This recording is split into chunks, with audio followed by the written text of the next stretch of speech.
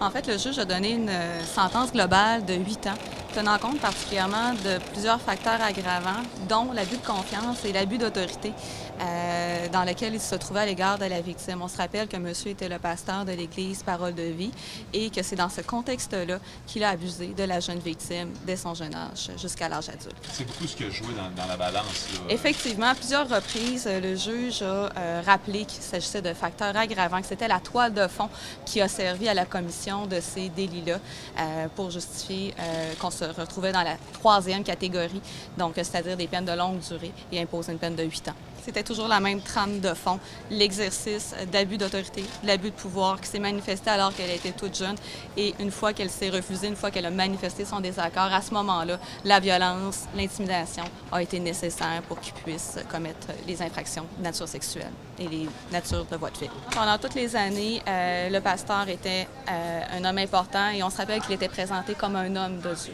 Donc, elle devait se soumettre à l'homme de Dieu. Nous avons tous entendu, bien sûr, le prononcé de la sentence.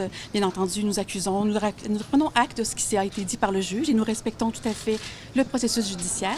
Il faut comprendre également que nous sommes en appel. Alors, bien entendu, le processus d'appel est déjà enclenché et nous en remettrons bien sûr à la justice pour laquelle nous faisons pleinement confiance que justice sera rendue. Et par ailleurs, les activités du Centre évangélique Parole de vie se poursuivent comme d'habitude.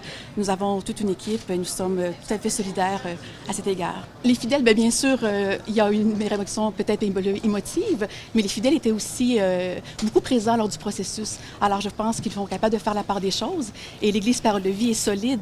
Elle ne se résume pas qu'au révérend Mukendi. Il y a des gens qui sont présents, qui le prêchent. Il y a toute une organisation derrière. Alors nous avons confiance pour la suite.